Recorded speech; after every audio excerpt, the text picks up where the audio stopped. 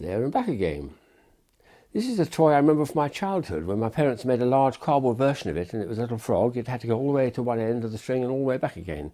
And we had about several of them all going down the living room floor, and us boys racing away and trying to get to be the winner. Very simple toy which I picked up in 1993, probably in New York at the time, but I found it was a vintage year for me because I found a lot of things and filled up about three or four cases like this, all with interesting toys. This was a particularly nice find because I do remember from childhood. And then going from the very simple stuff to very sophisticated, at the same time also from America.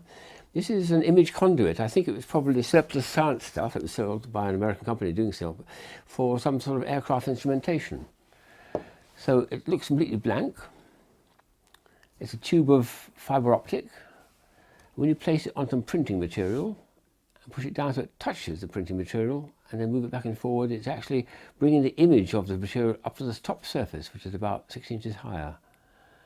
And this, I say, is probably used in aircraft instrumentation to bring the image forward for the pilot to read more clearly or something like that. It had to be very precisely made. Superb, and then you lift it up, it disappears again. Interesting enough, it does actually work upside down as well. Yes, light goes both ways, according to Newton. I think he's right too.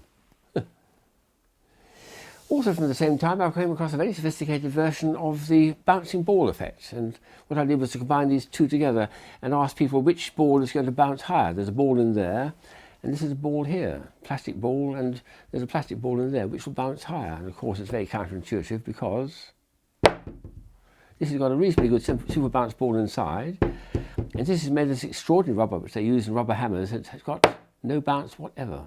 So of the two, this one here, the furry one, will bounce higher. Nice one, that.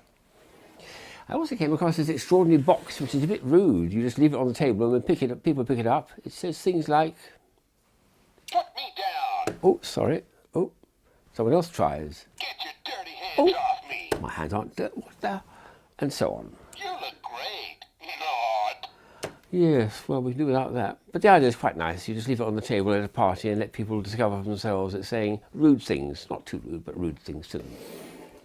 Also from America, about the same time, I picked up the extraordinary range of toys from Cat Toys, who made a combination between eating and playing. They had toys you can eat, as this one was, or sweets you can play with, as this one was again. The idea is a lollipop. You put it on the base, there's a little battery inside.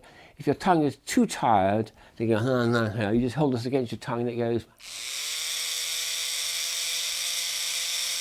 automatically, rubbing on your tongue. Very nice too. Very simple, very silly. They made ones with lit up and all sorts of things, but that was my favourite one, I think.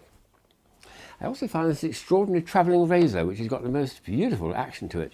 It's like a lady's lipstick, but when you open it up, this wonderful, simple action of which the razor blade comes up and then automatically, as you continue to turn, corrects itself so it's the right orientation for shaving on your face. When you turn it the other way, it automatically switches over and fits down into the case, and there's a nice little spiral groove for it to fit it down.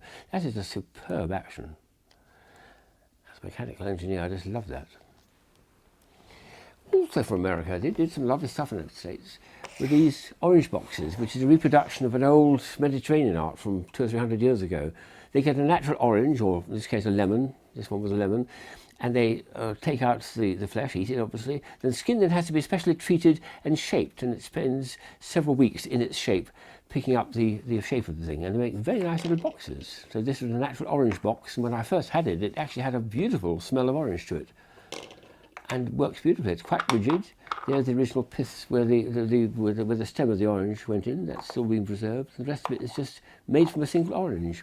And this was made from a single lemon, or lime. I think they did lime and lemon. And again, there was a very nice smell to both these. And sadly, the couple, a very artistic couple in California, gave up making them after about 5 years. But it's a very difficult art to do. It's very labour intensive. Spent a long time doing it. But the effect was stunning, and I was very, very pleased to find them while they're still around. Natural orange and natural lemon or lime boxes. A little small toy made in England, very rare. It's just a little bit of plastic, really, and it's a sort of optical effect. You get moire patterns, and when you roll this back and forward, you've got to get the thing to move around, and somehow, if I can get it to move this way or this way, get them to all line up sometimes, and then you get some very nice, interesting moire patterns. I think you can probably invent your own games with it, but it's quite quite pleasing the way it rolls around, and then as it rolls it's taking up alignment and then misalignment with the background lines. Simple one, but nice. And the last one I had was a little kite. Well, the kite itself doesn't come with it. It was a kite handle that I wanted. But this was a simple kite, a little one you can get in the package and you throw it around and throw it around. But the fun of this was this handle, which came, I think, from the States. Because when a kid was flying the kite, you put a battery inside, and as you're flying the kite with great excitement, it's up in the air, you push the button and it goes, wow, and the kite's flapping away in the wind, and it's sounding like an aircraft jet taking off. It reaches the top of the string, and then it slowly comes down again, and down and down and down, and hovers just before it lands, and then flump. Game over. What fun. Toys from 1993.